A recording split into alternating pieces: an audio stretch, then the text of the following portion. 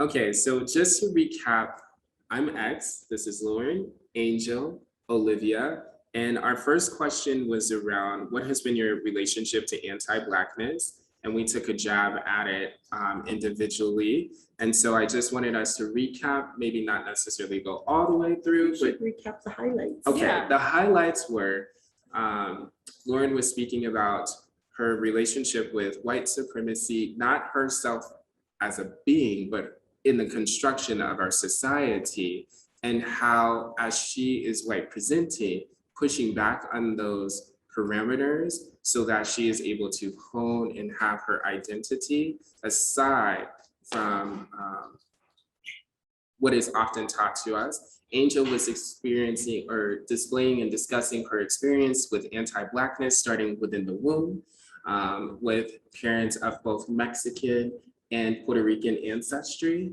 and how at times within the relationship of her father, who was Puerto Rican, correct me if I'm wrong, the relationship to who he was as an individual and his lived experience and what was placed on him as a Puerto Rican man.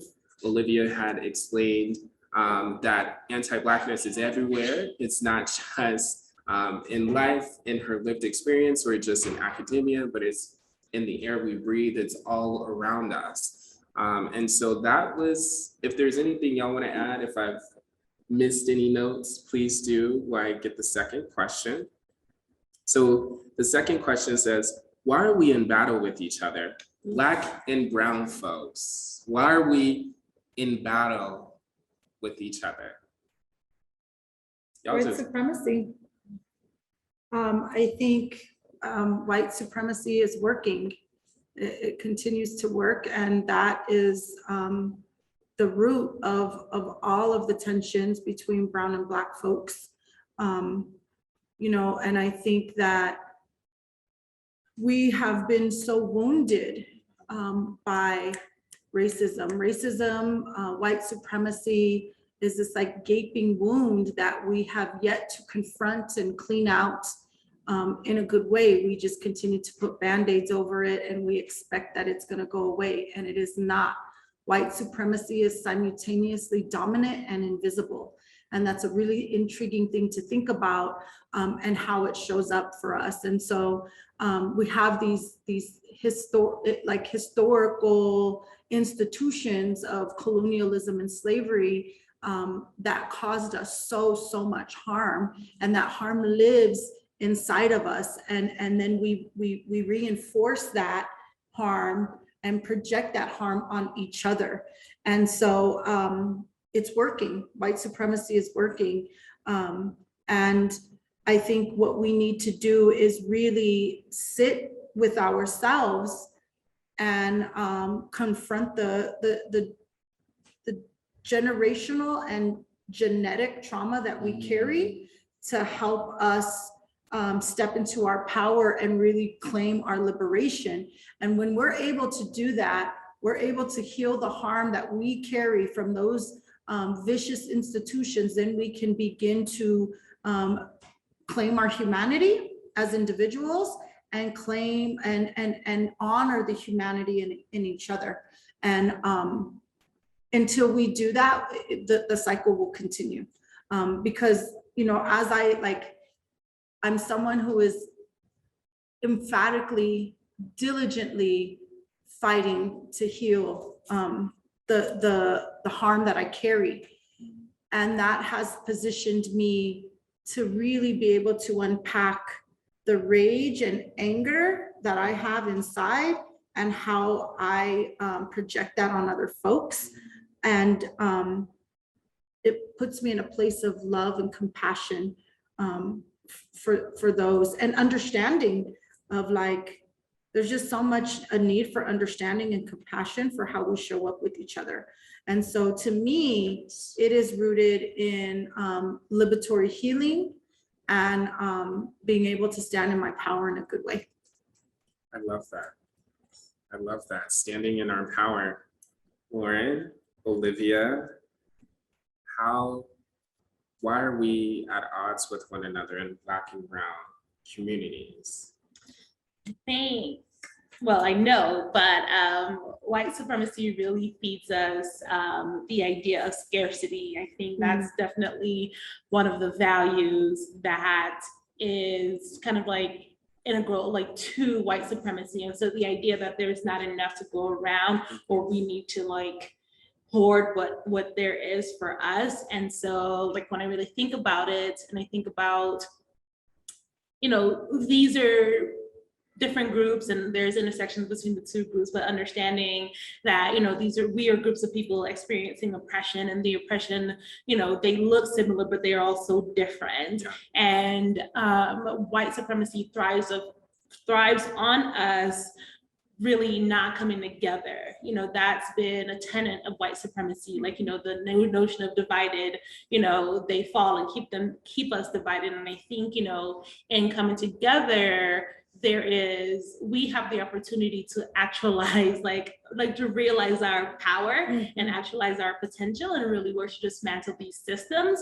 But, you know, operating from a place of scarcity, it allows to keep us fighting for the limited resources that we've been told that there is, when that is not the case. And so it's just like really thinking about white supremacy as a disease, and really that's just impacted us in these various ways. And it keeps us on this kind of like hamster wheel of like, okay, we need to like keep, you know, we have to protect ours, we have to keep this for us. And like, you know, you see that a lot with the xenophobia that is present as it relates to, you know, immigrant folks who come to the US, and like the idea of like, oh, they're here to take our jobs, and those sorts of like ideologies. Again, it's like really rooted in that scarcity mindset. And so it's what I always try to think about, what would happen if we were able to realize the ways in which we're in alignment instead of the ways in which that we're different, and what that would support us with doing as it comes to like, you know, moving towards liberation.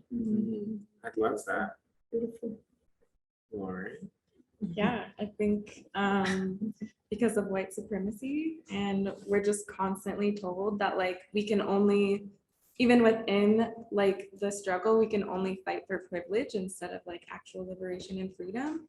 And I think there's just like so many scare tactics that are used, and it's just really hard to navigate through that. Yeah. And I, when you were saying navigating through that and fear tactics, I think one of the things that makes white supremacy so sophisticated is that it can happen and be facilitated without any white people around. That Black and brown people can be facilitating white supremacist culture or values that are rooted in white supremacy without even knowing it. I think about how at times Black and brown people police one another. Absolutely. And so the system doesn't need to even necessarily be involved, because we're policing one another and we're transacting the harms on one another that is rooted in white supremacy. And I think one of the reasons that we battle with each other is because there have been harms on both sides. So harms on brown folks' side, harms on Black people's side, which in my opinion, fracks from white supremacy. When we think about the terms and the terms that were used around both communities to other them because they were not white, and how we transact those terms and weaponize certain terms that have come out of white supremacy culture against one another.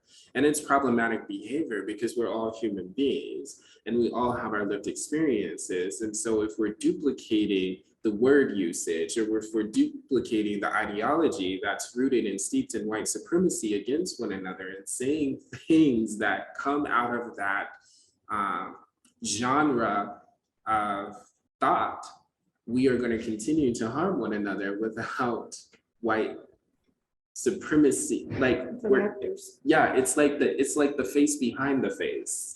And so I think in order for us to stop fighting each other, we have to start fighting together, but we also have to start healing each other as a result of what white supremacy has done to one another. Yeah, I really appreciate you naming that. And I think about, like, I am in such deep gratitude and quite frankly, debt with those who've come before me. You know, folks who've led very powerful movements. And I'm appreciative of all of that work. But I do acknowledge that they didn't have the luxury of centering healing. And if, like, that's one of the biggest lessons that I can take from the generations that came before me, because many of those leaders are still wounded. You know, they're elders now and they're wounded because they were not able to center their healing. And so I think by you naming this idea of healing each other, healing ourselves and healing each other, that is the first step in our liberation. Because once again, like, I'm able to reclaim my humanity and like rid myself of what we call susto in our traditions. It's like this this lingering you know, harm that takes over our body and our heart and our spirit and our mind. If we're able to rid ourselves of that hurt, then I show up in a much more powerful way. Yes. If I'm sitting here, you know, just sitting in my anger and because it's there and it's always going to be there. You know, I've been like actively working on my healing journey and I still get triggered and I still get angry because people still call me certain things and treat me a certain way. So it's always going to be there. But now I have the tools to be able to soothe myself so that rage can't fester and live in me. And I have the tools to be able to release that. So then I can show up in a better way for, you know, as cliche as it sounds, but like for my neighbor, like I can show up from a place of like understanding and love and compassion, as opposed to a place from anger, rage, and wanting to hurt. I love that.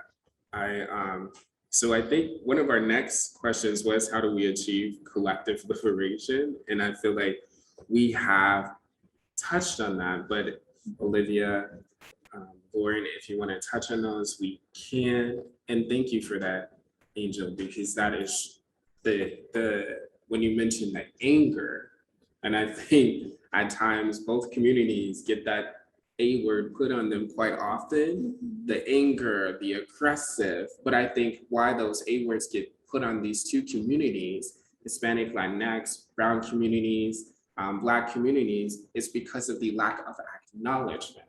When you were speaking, that just kept coming back. You can't heal me if you don't know how I've been hurt, if you don't know how I've been wounded, if you don't know where the dehumanization has taken place in me. You can't nurse something that you don't want to hear and make space for. You can't remove that. I heard when you were speaking, literally the generational trauma that exists with my existence. Literally, we are the resistance of our ancestors. Absolutely. Because if we want to be honest, colonialism brought us all together.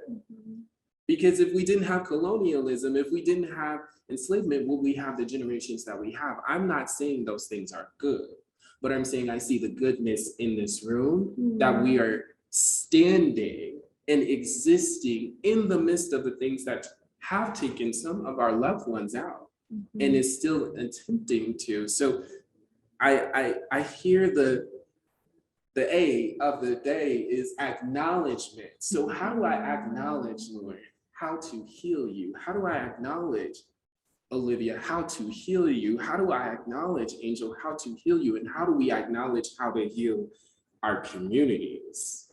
How do we heal slavery? How do we heal colonialism? Can you read the question one more time? Yes, the question was, how do we achieve collective liberation? But I'm adding on to that, how do we achieve collective healing? It's such a good question. And it's one that personally I've like done my best to sit with, and the notion of like another and a better world is possible, and like existing in that place of radical reimagining what that can be, and it can be difficult to do when this is all we know, right? And so the idea of like healing is possible, there is no roadmap. But like, I think really when we understand, like, you know, we're not the antagonists, we're being antagonized by this system. We exist in this system and we're consistently being antagonized by it. I think really recognizing that, and really, I think white supremacy it does a really good job of having you feel like you're the problem. It does a really good job at like problematizing the individuals that are directly being harmed by it, right? And so the idea that like we're broken, and the brokenness that resides within us is because of us, and it's something that we did, but like we didn't do anything wrong, right? And so I think, you know, going back to the A word, acknowledgement, that's such a big part of it. Awareness, that's also a big part of it. And I, you know, really try to think like, how do we make liberation and healing possible for everyone, and not just possible, accessible to everyone, right? So for me, like, as you know, I exist at the intersections of oppression, but I also hold privileged identities.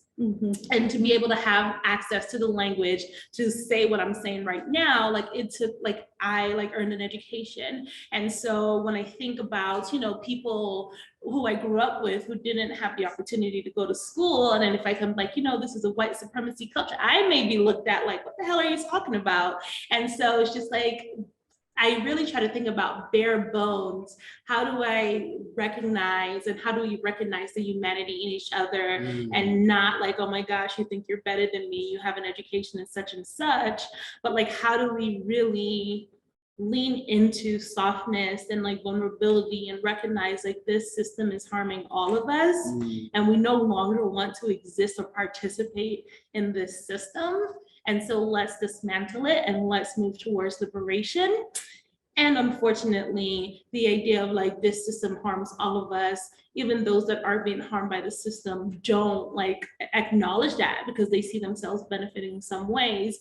And so it's very difficult to say, I'm working towards liberation, I'm working towards healing, self and communal healing, and I want to bring everyone with me when everyone does not want to come with me.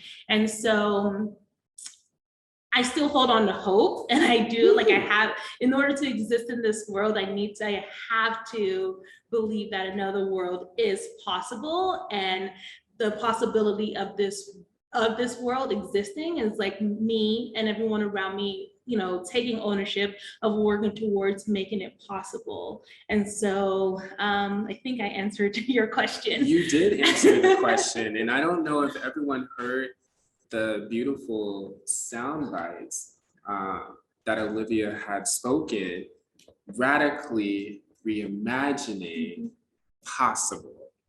So I'm gonna bring them back into the fore. You said radically reimagining possible. And to the folk who are with us who are from MSU Denver, our slogan is reimagine possible. And I think as a student, but also as an activist, I'm like, no, I need more than just imagining the possible. I need the dream beyond the dream. I need the dream, the new world that Olivia was speaking of, the new world where white supremacy doesn't exist, where Black and brown fighting isn't happening, where healing literally happens in the twinkling of an eye. I saw a vision of you standing in front of somebody and literally you put your hands over their eyes, and like the scales of the things that have held us back in life were falling off so people could see. And then you said, I have to have the hope that communally we will heal, that communally we will walk this road together. And I thought about how back in the day, Black and brown communities came together, protested together, fought together, and it reminded me of the elders who have been injured in the past. So, Ms. Lauren, how do we, let me go back to the question because I forgot. How do Black and brown struggle overlap, different from or inform one another? And then what is the historical connection? And how are we still talking about how to create solidarity? What are your thoughts? Yeah, I think what's coming up is really just around like holding space for each other and creating that solidarity. I think that's something that you do. I was saying this earlier for literally like everybody that you meet. So I just really appreciate you. Thank you. As a human. Yeah. Thank you for that, Rose. I really appreciate that. Sometimes you don't know what you do until someone tells you. And so thank you for that, Lauren. And how that also segues into our next question. How do I hold space, still advocate and mobilize and correlate and build bridges and support Nutty and love and be the best I can be in the midst of the things that do hurt me and people that hurt me? Ooh, I did not know this was in here until this moment. So I'm going to take a little jab at this. I think one of the struggles for me being both a leader on this campus and holding all of the positions that I do and being adamant about my Blackness, but that adamancy isn't because I'm saying, you know, Black people are everything. That's not it. But the We are, I mean.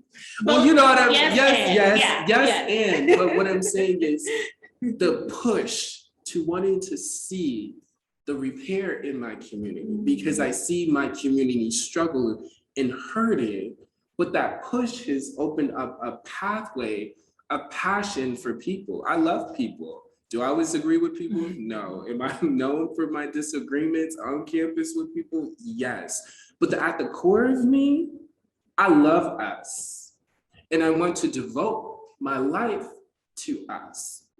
But the truth of the matter is you do get hurt along the way. And I'm getting a little teary-eyed just thinking, you do get hurt along the way when you are literally cracking yourself open and saying, see me. Don't see me as the angry, aggressive Black man. See me as the assertive, direct man who wants to stand by truth and is trying to figure out the truth in the realm of all of this.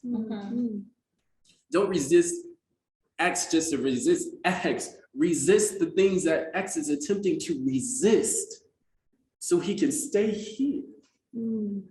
Stay in this moment, not disconnect in this moment. And I think it gets hard when you're on those roads, when you're making those decisions, when you're unlearning literally what you have been taught your whole entire life, which is not to love yourself, which is not to love other people, which is not to revere other people. I have learned and discovered it may not be my struggle, but I know how to struggle in that with someone.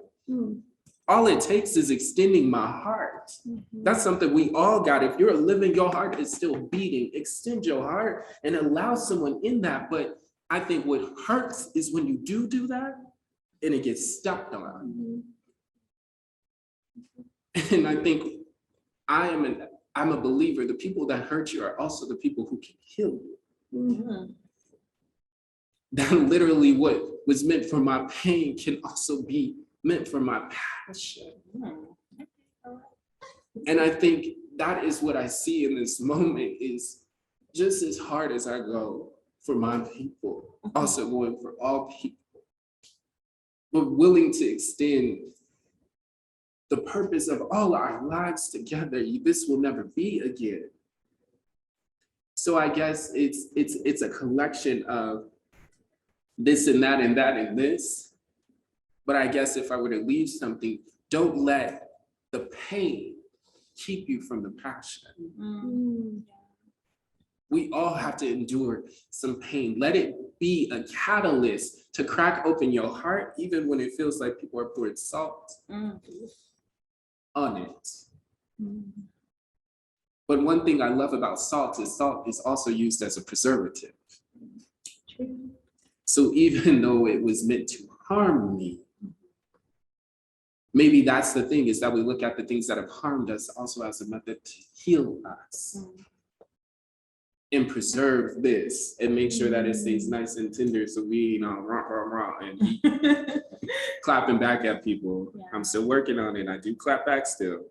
And I'm thinking just with the question, I know there are so many different parts to it, and if you could read it one more time. Yes. So I respond to it. How do I hold space, still advocate, and mobilize, and correlate, and build bridges, and support, and love, and be the best I can be in the midst of the things that do hurt me and people that hurt me?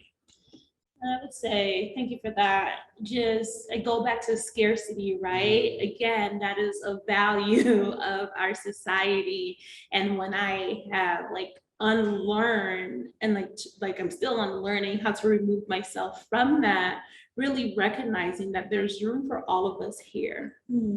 And so really grounding myself in that belief that there genuinely is.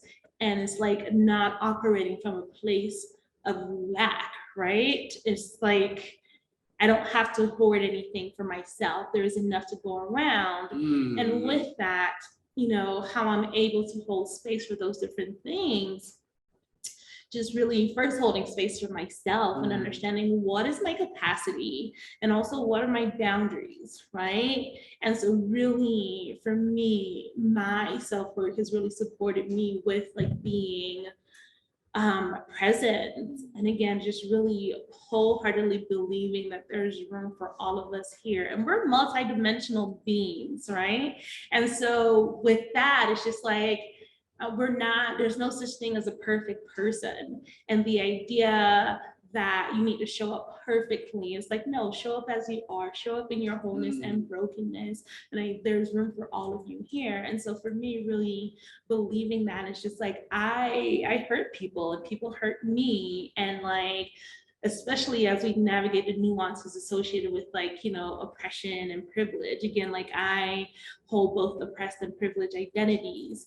And as hold within my privileged identities, I benefit off the harm of other people. Even though I'm not directly causing that harm, I'm still benefiting. And so holding on to that idea and really understanding, just leaning into it. And it's a very scary thing. It's a very vulnerable thing to admit that like I have flaws or like I have harm people, because again, like we're taught we need to be a perfect person and a good person, and like those things don't exist. We're multidimensional and there's room for all of us here. And so that's my response to that very long question.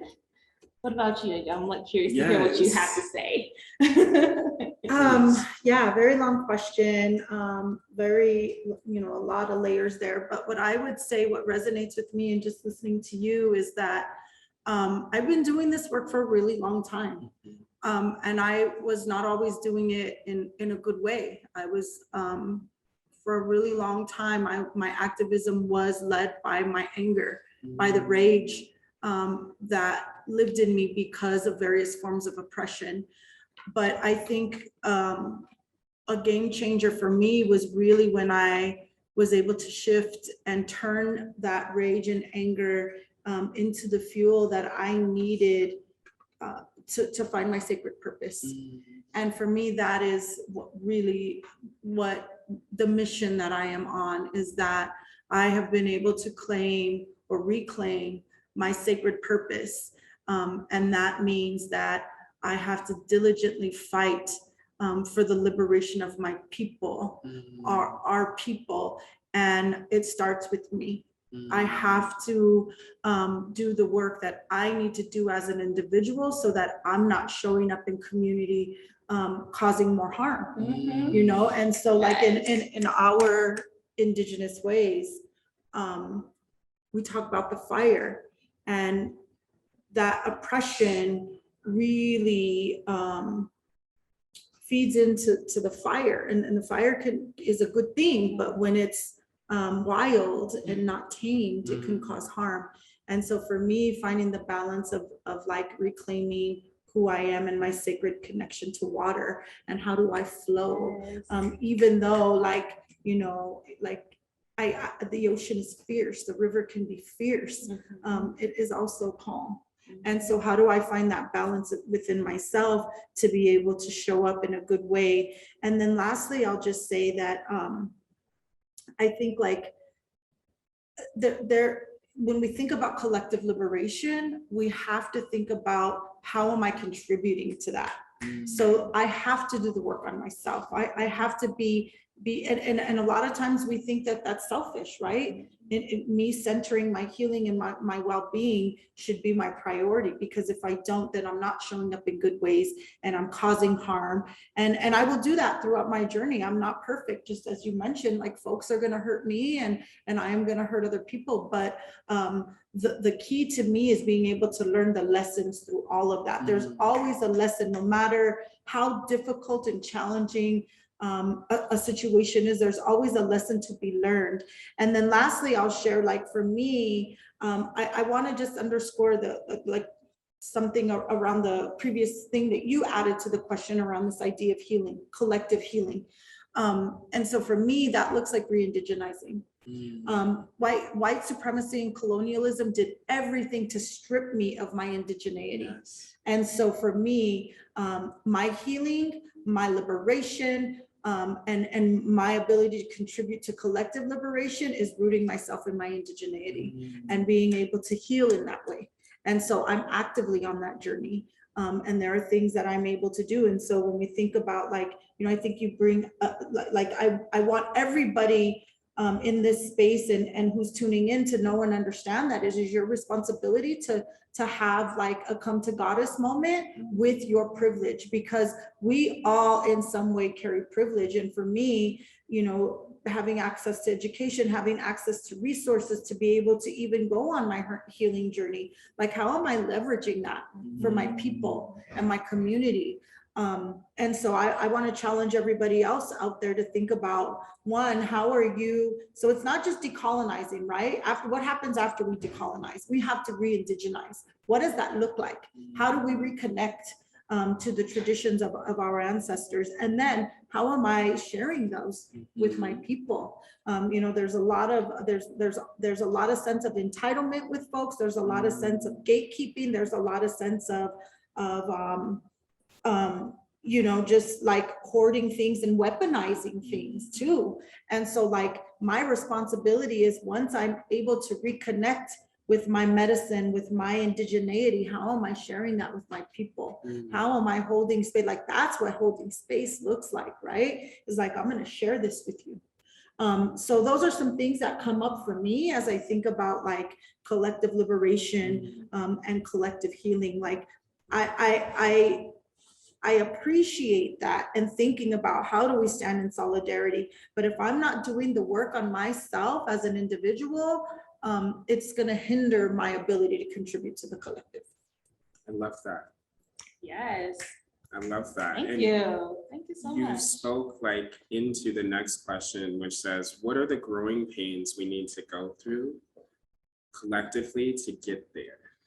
And so, Lauren, what are the growing pains we need to go through collectively to get there, to stand in solidarity, to know that there's enough room for all of us here? What are the growing pains that we have to go through to reconnect to our indigenousness as individuals, or the self-commitment of the self-work? What are the other things that we need to be aware of in our blind spots? Yeah, I think this really goes back to what you all have been saying, and like acknowledgement comes up, accountability comes up, that internal process of like self-awareness. And when you're in community with other people and you know you're sharing that space, and you just need to be really aware of your reaction that comes up to other people's struggle. Being able to say, I don't know what is best for you in this situation, I think is huge, because I think we have like an impulse to do that in this white supremacist culture. And I think as a collective, it's just coming to an agreement with each other that we're going to acknowledge this, right? Like we have to come to that collective agreement. that this is going to be something that we work on and hold each other accountable for. We got to be bad. Yeah. I see what you did there. Yes.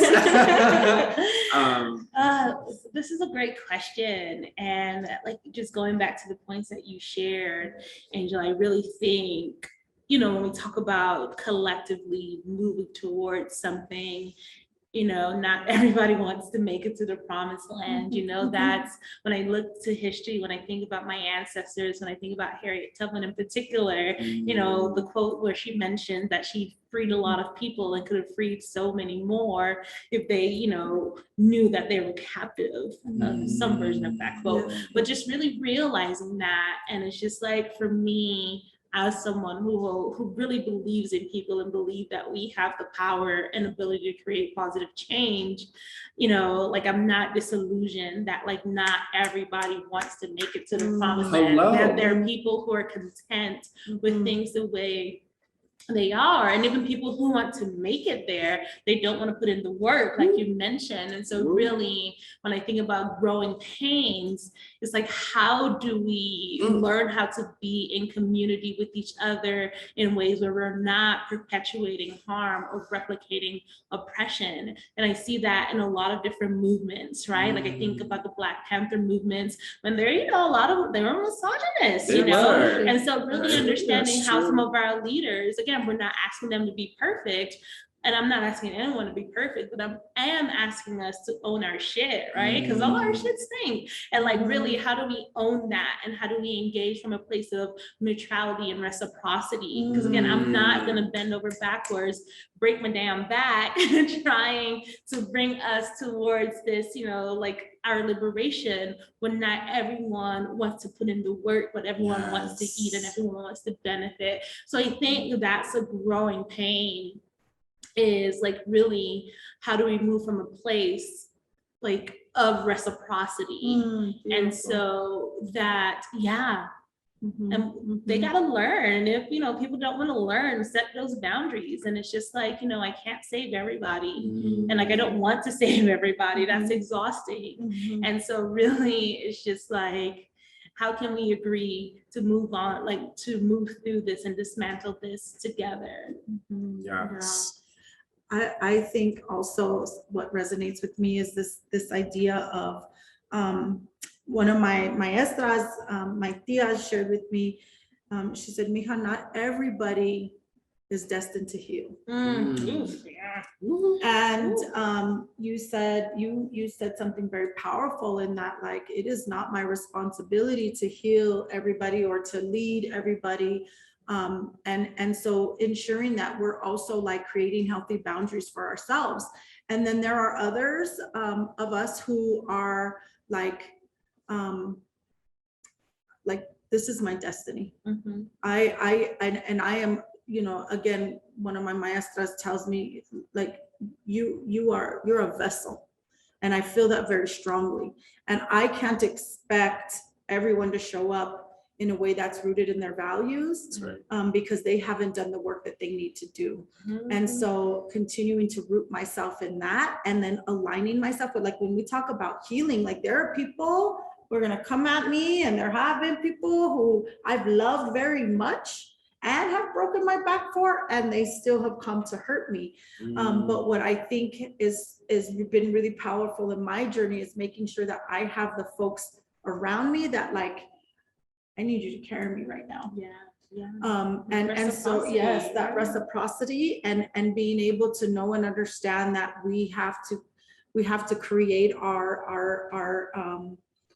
network of support, our, like, you know, the folks that are going to carry us when we need to be carried. So I also just want to say that that's really an important thing too, of that, recognizing that when we get tired, healing also looks like taking a step back and just that part, stepping back and saying, you know what, sis or bro or sib, I need you to step up and let me be me for a little while. Let me rest. So let us triage. Absolutely.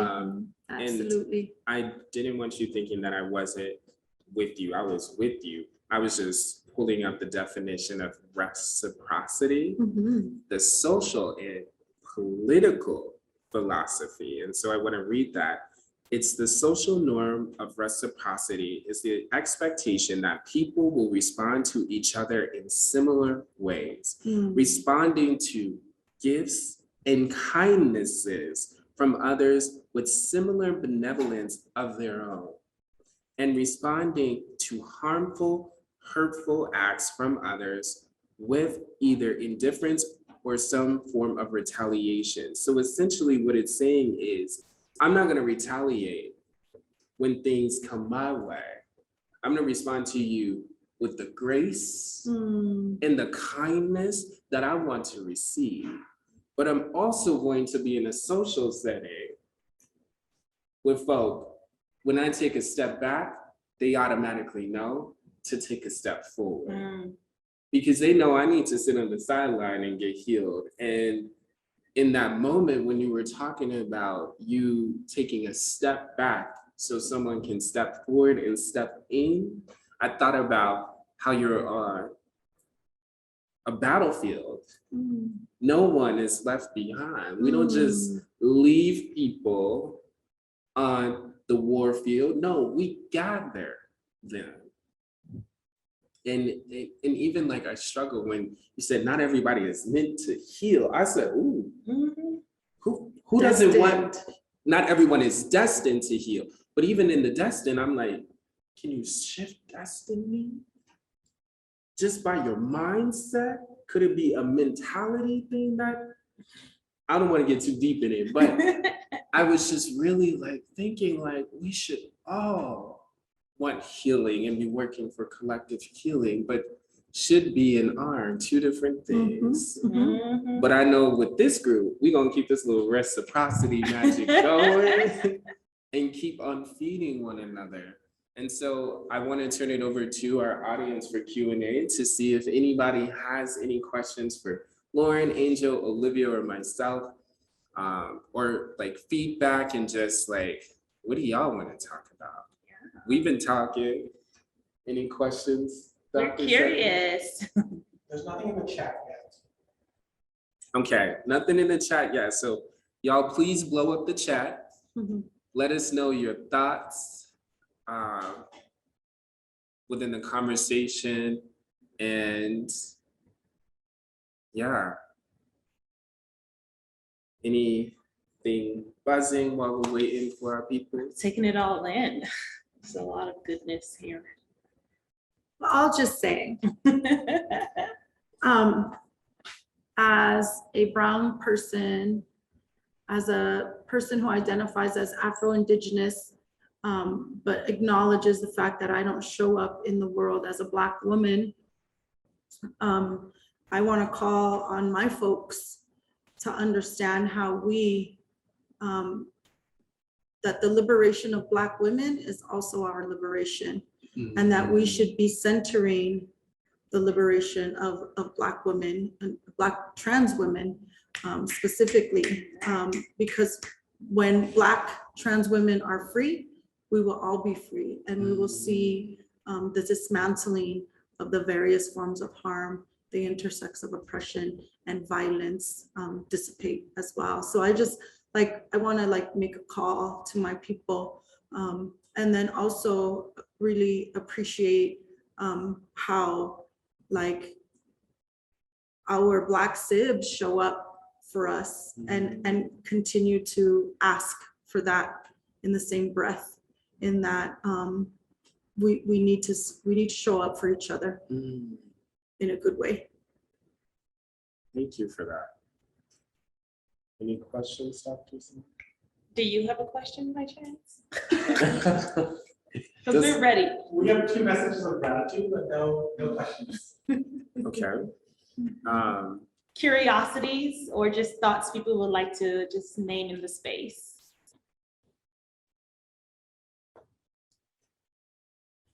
Like reflecting. That is professor mode. We have a question from Frida. I thought as a person. What keeps you fueled in this work? It is exhausting. How do you keep going? So the question was, what keeps you fueled in this work? it's exhausting. What keeps you going from Frida? So anybody? I'll take it because I think we should share this one. Yeah. Frida, you keep me going. I'm so deeply grateful for the young people in our community who are unapologetically looking for ways to carry on the struggle of liberation. And so what keeps me going is knowing and understanding I have an obligation to the next generation of folks to fight for them. And then also in reflection that, as I mentioned, our four parents, if you will, who fought for us and didn't have the opportunity to heal in that struggle. So those are the things that keep me going. And then also, like I will just say, finding joy. Like, you know, my life revolves around liberation in every single aspect. But part of that liberation is finding joy. And so I would say, please find your joy.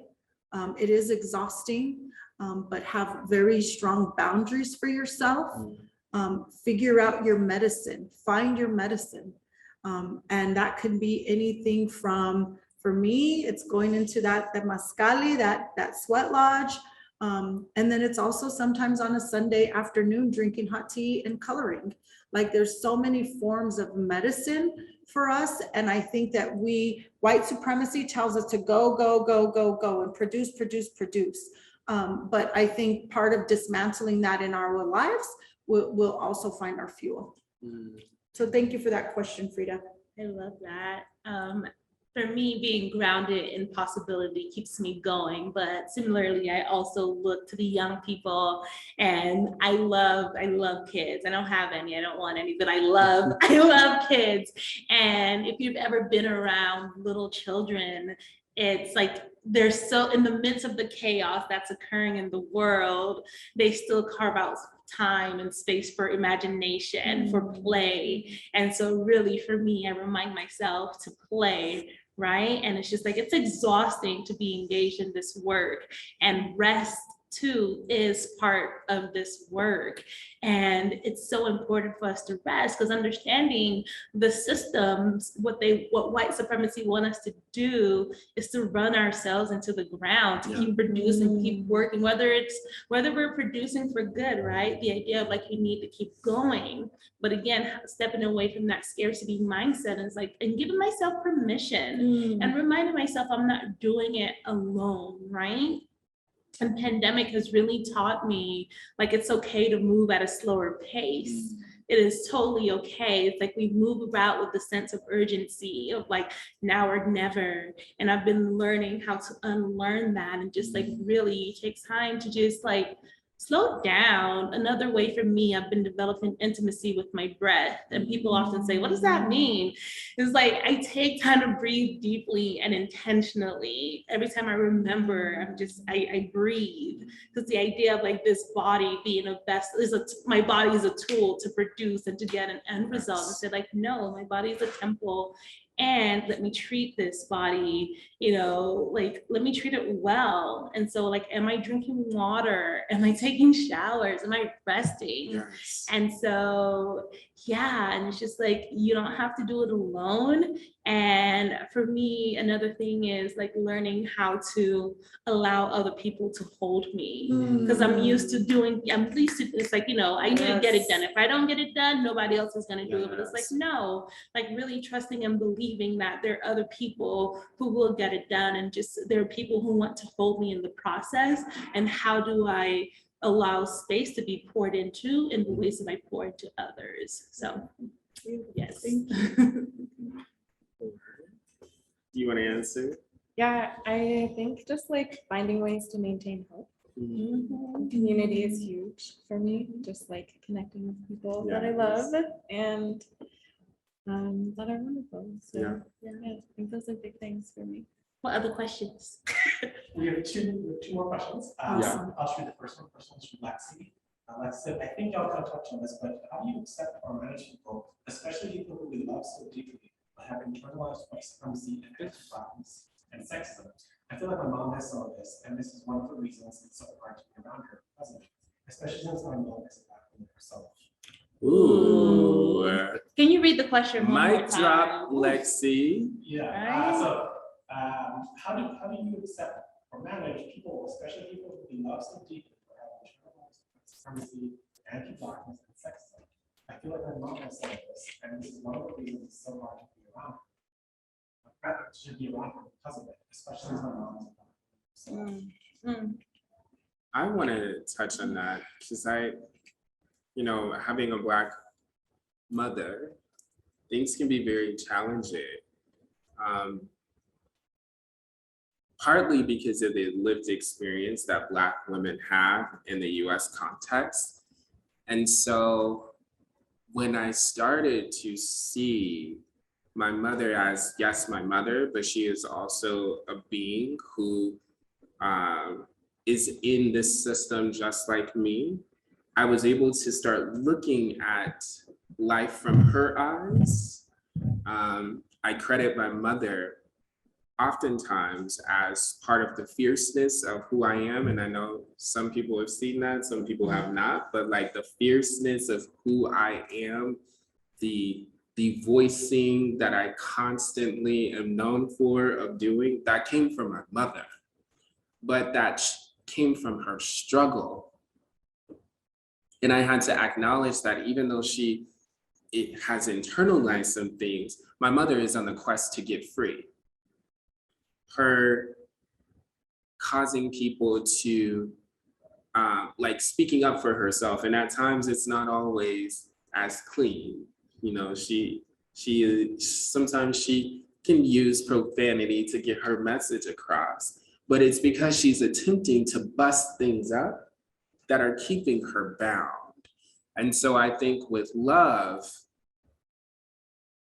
in my opinion, Lexi, our love has to deepen to a place of unconditionality, but part of the struggle in that is our own capacities, and that does not mean love someone to the sake of your expense. That's not what I'm saying. But I'm saying, how do you deepen your love beyond the limits to which you know, and extend the grace to know that everyone has internalization, even the folk who are doing the work and who are maybe a little bit more ahead of others, they still got some stuff. As long as you're on the face of the planet, alive, breathing, and well, there's gonna be some stuff that we all have to work on. And as Olivia said earlier, we can be benefited at the expense of someone else as a result of this system. So I think it's also keeping in mind that your mother is her own being. She may be on her track to healing. She may not be on her track to healing.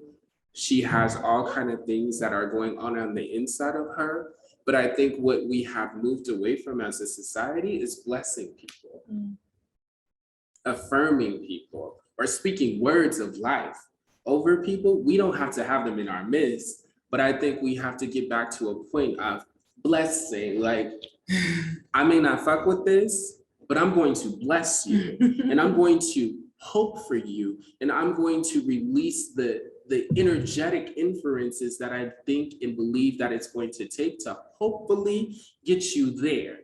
But even if you're not there right away, I'm still holding space for you.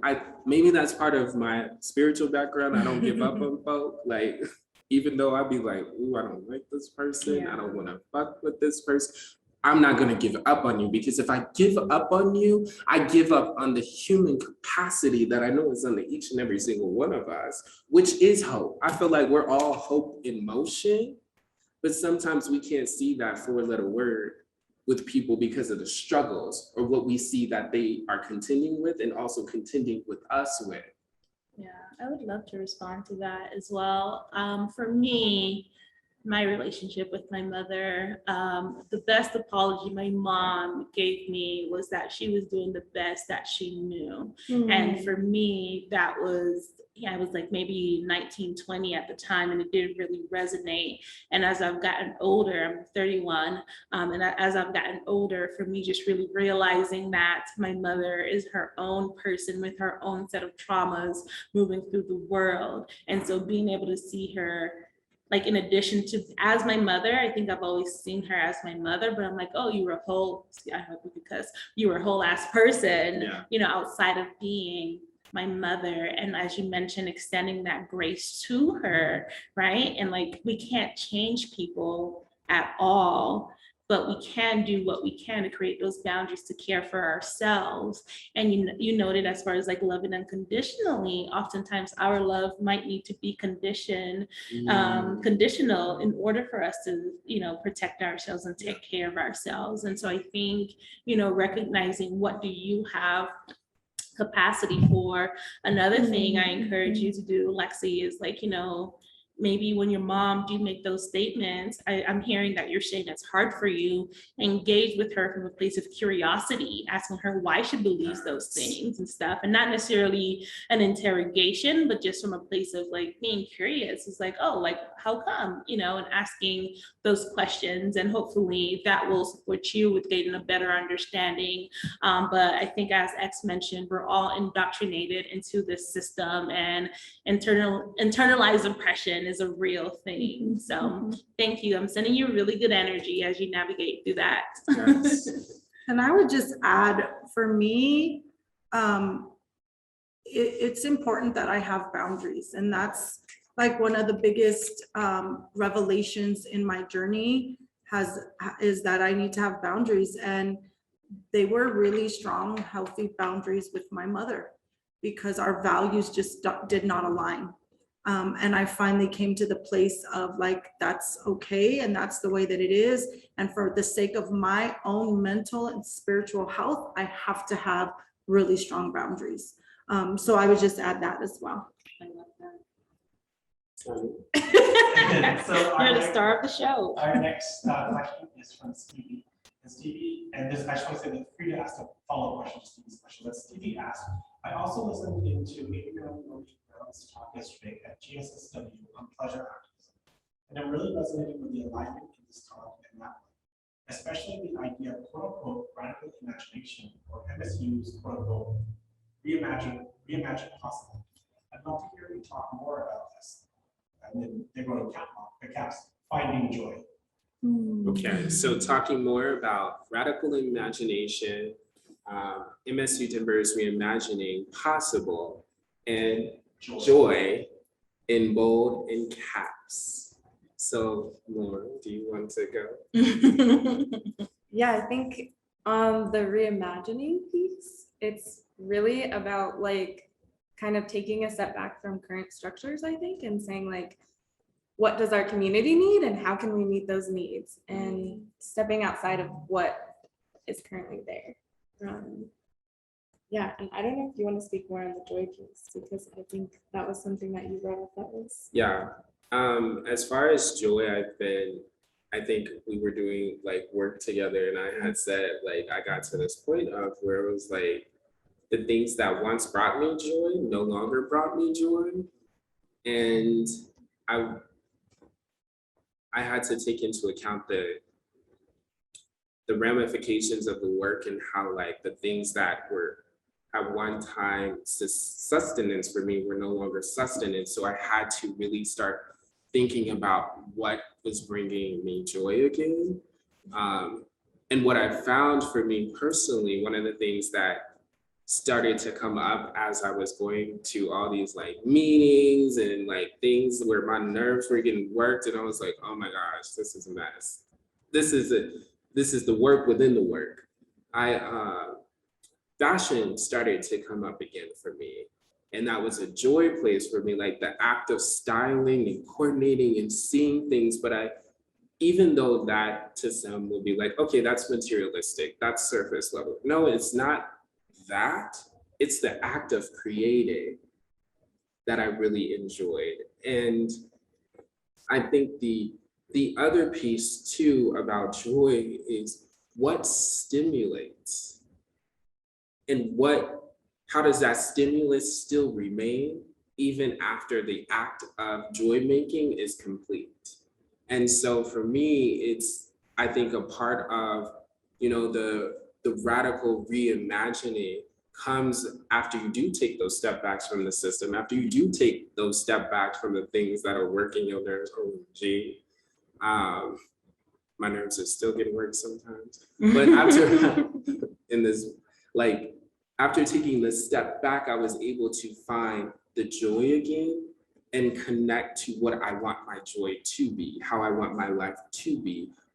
The relationships that I found that relationships and seeing people that I love and us smiling and us connecting and us having conversations and us, in Miriam's words, camping.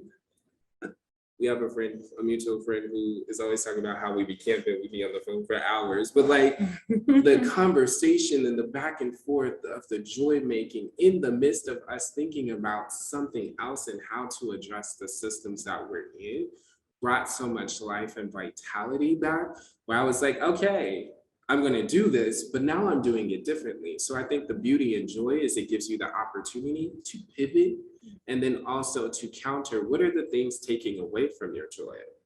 Who are the people that may be trying to take away from your joy? What is trying to demobilize your joy and wanting that joy where you don't even have words? That's what I'm on the quest for. So I found it's a mix of things, going skating, music, cutting my hair, making sure I love cologne, like little things. To Sunny's point, he just made a face at me. He said one day when I walked in, he was like, "You smell like somebody's paternal uncle." I said, "Okay," because my cologne was like lingering, but it brings me joy. And so I think I guess to leave with you is that your joy is your joy, and fortify your joy and protect your joy, and your joys may change. That's okay. But I think when you don't have joy is when the struggle feels more than a struggle. It starts to feel burdensome, where you like, I can't get no relief. I can't get no satisfaction. And I try and I can't get no, like, so just I guess to encourage you, radically reimagine what your joy looks like aside from struggle. That's where your sweet spot is. What was the follow-up question of that? This follow-up question is from Frida. So it says, what is your vision / dream for this new world under this quote-unquote radical imagination? I know this one. I know this answer. Just for people, at the end of the day, all we want to do as beings is literally just be and just exist and like to be left alone. And I go back to I Am Not Your Negro, and in there the narrator like reads like where James Baldwin says like all Black people ever wanted was for the white man to get out of his way and the way of his children. And it's just like if we think about white supremacy and there's just this obsession with like everything that they've deemed othered. And so it's just like people just want space to be. I think about my trans siblings and just like I think especially the Black trans women who are, continually like murdered for just showing up in the world as themselves. And so when I think about this world, I don't want there to be impositions on our beings. I just want us to exist as people who, have experienced like historical trauma, listen, we didn't even create these like categories, right? Like I didn't say I was Black, I didn't create this social construction, right? And like the system that created itself is consistently and actively like harming us. And it's like, all we're literally trying to do is just like leave me alone and let me be. And that's not happening. So I would love for people to just have space to be. And then going back to the question about joy, like I cannot rely on the system that is actively trying to annihilate my being, because that's what this system is Wow. doing, right? Like in a lot of different ways. I cannot rely on this system to like be the source of my joy. And so like I don't, like my joy is not derived of this world. It's something internal. Like it's a place where I could go to within myself. It's a place I could find solitude. It's a place that I could also invite others into and stuff. And so it's just like the idea of if I rely on this system to carry me to the promised land, like it will not. And so how do I create those things for myself? How do I invite those around me into those spaces? And again, how do I allow those who want to hold me and just witness me? Because at the end of the day, we all want a sense of belonging, right? How do I find that with like, how do I find my people? So yeah, great questions. Any more? Don't have any more in the chat. I'm gonna ask a question. Okay, Sunny's gonna ask the question. What does your vision look like socially for those the people we claim as our own who are incarcerated? Ooh.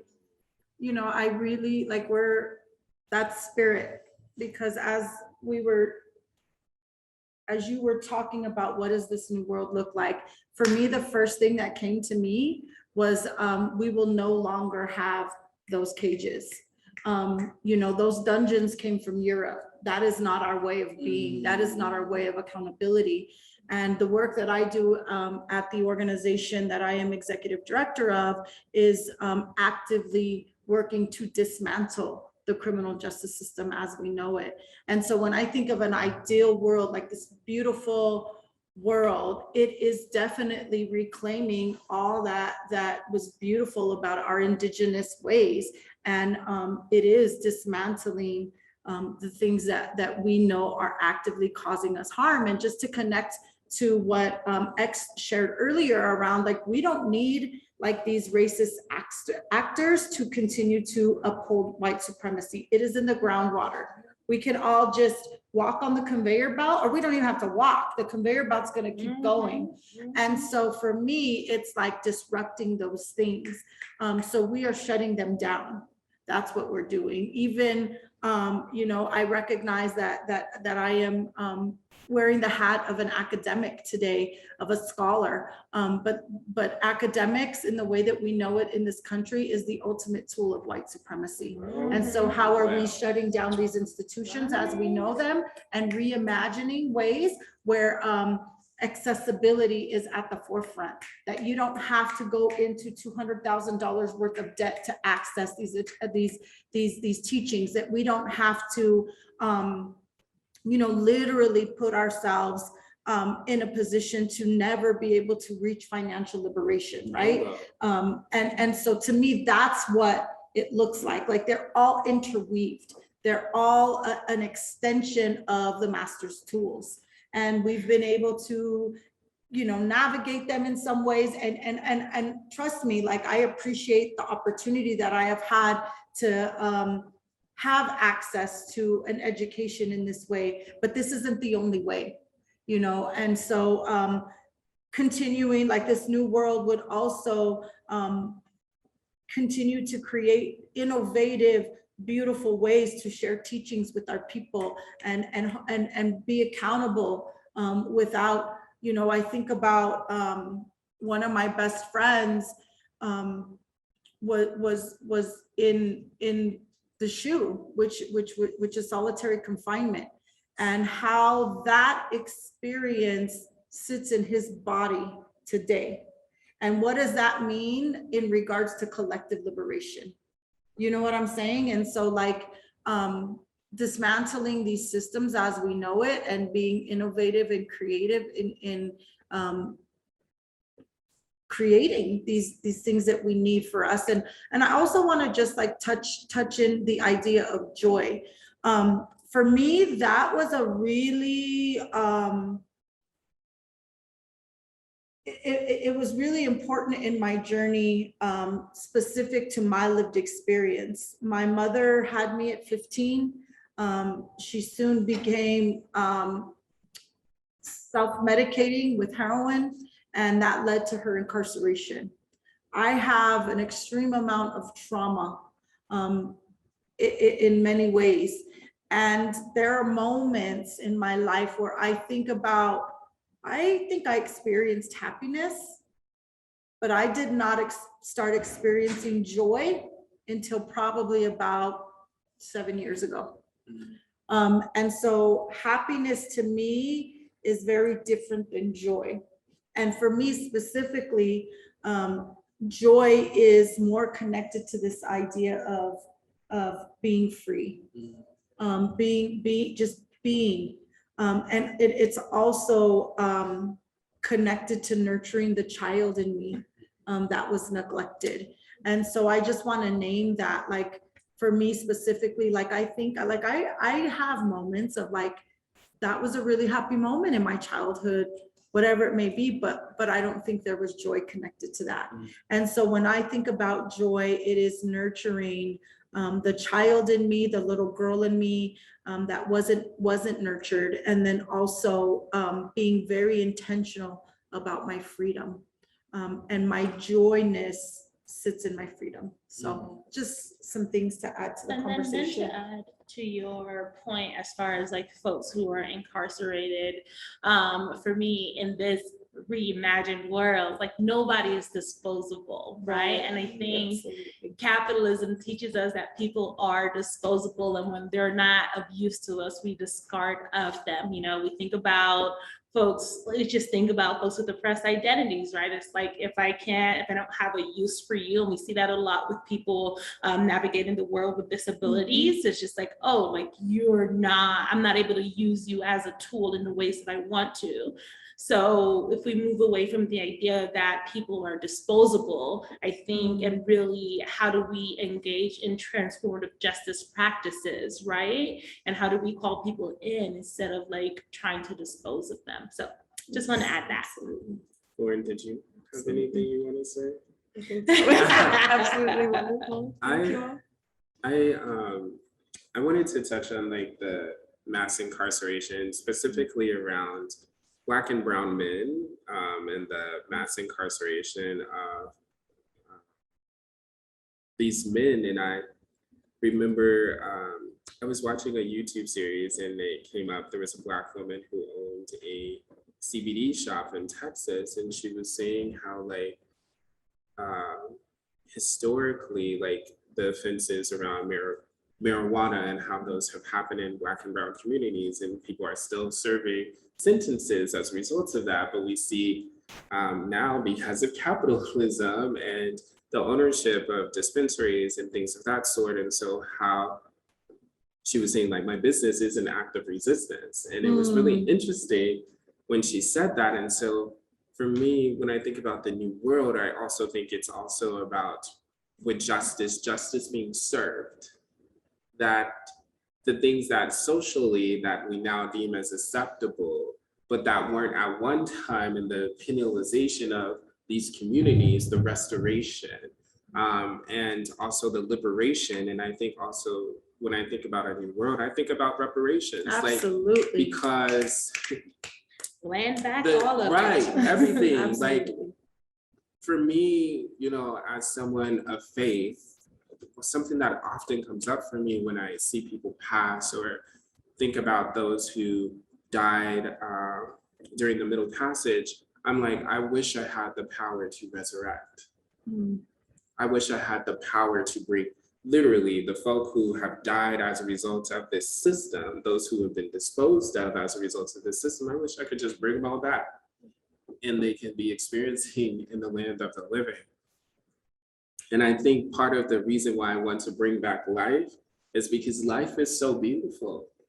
It is. Aside from like the struggle and the craziness and the foolishness and the mess and the brokenness, being a college student, life is really beautiful. And I want to just keep experiencing life for like ever. And I want to experience life forever with everyone. That is not a plug to any type of spiritual belief or nothing. I'm just saying that life is so rich. And I feel like in the midst of this system, I don't get the chance to enjoy all of the richness of it, like the beautiful breeze in the air, you know what I mean? Like a cool glass of water on a hot summer day, like feeling like you ain't got to cram because you in college, because you're trying to get all these credits so you can get this degree. You know what I mean? Like you don't get to really enjoy the fullness of it. And I guess a part of being is also being one. I thought about this new world. What would it be like if all the beings came together?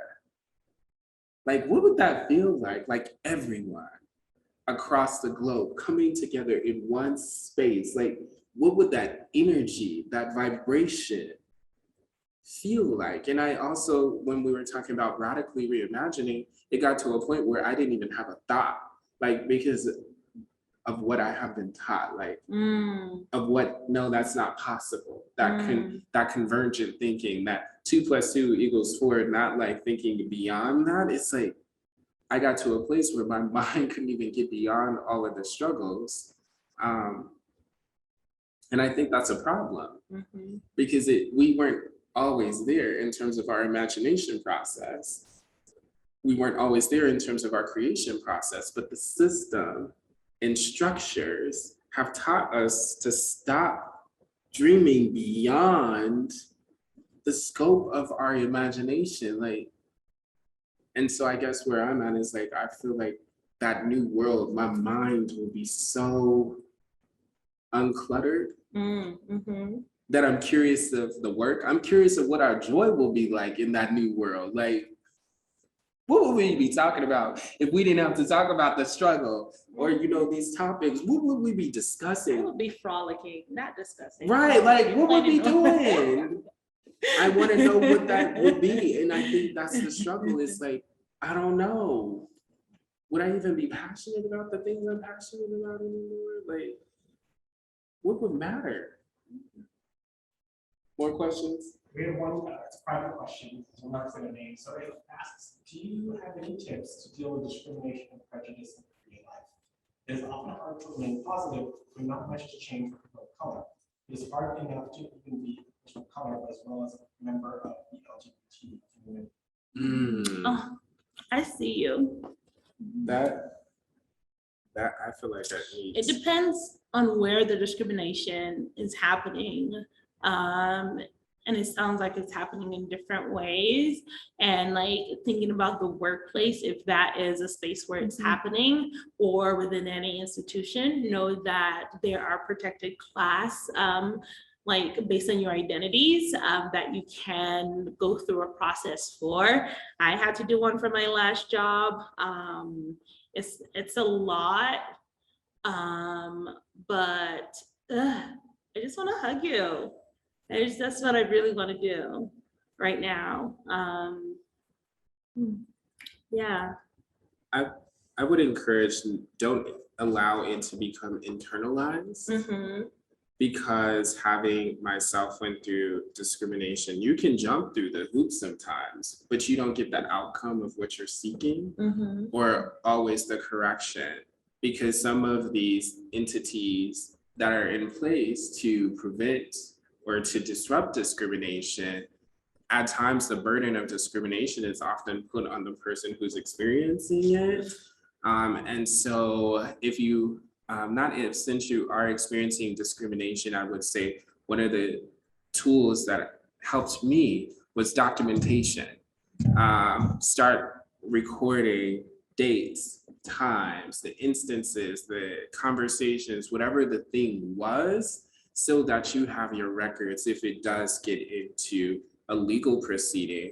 But I think oftentimes the spaces and the places that we're in and going through these set discriminations, depending on what it is, whether it be workplace, whether it be school, whether it be like something out in business, whatever the thing is, at times it can be extremely challenging to get heard on those matters. And so I think just to validate your experience, it's just acknowledging what you're experiencing is real. Acknowledging that it is a struggle, but also acknowledging, don't internalize somebody else's problem. Because for me, when I think that if I would have been able to not do that, it wouldn't have taken so much out of me. But because I'm like, I know this isn't what I should be experiencing it, and I was still experiencing it, I allowed it to do what it was initiated to do, which was to stop me from doing the things that I knew were best and saw seat fit. So I hope that helps. And then if you're a student here or a faculty here on campus, know that there are resources available to you and this center. Yes. Your job. Yes. Olivia was like, your job. The Gender Institute for Teaching and Advocacy, yes, you have allies here. And so I would definitely encourage you, please come here. I do know of the Office of Equal Opportunity that is on campus. I'm not going to share my thoughts on that entity, but you do have allies and you do have folk who are here to support. So that is a plug. Come to GITA if you need assistance and care. Are there any other questions? That was the last one. There's a couple messages of gratitude I'll share with you. Okay. Yay. Right. Well, it is time. It's so I just wanted to say thank you. Thank you, Dr. Sunny, for holding us down on the tech side and the questions. Thank you to our audience for being in space with us. We really appreciate you. Sorry about the technical difficulties thing. None of us saw that coming. It was working and then it stopped working. Thank you, Olivia. Thank you, Angel. Thank you, Lauren, for just agreeing to be a part of this panel and this conversation. Thank you to our sponsors, GITA, Africana Studies Department, the Chicano Studies Department, and thank you also, BAD, Building Allies of Diversity in BLACXERA, for participating in this conversation. We look forward to seeing you. There will be more panels, discussions, and I promise next time we won't have any technical difficulties. Take care. Yes, see y'all later. Bye.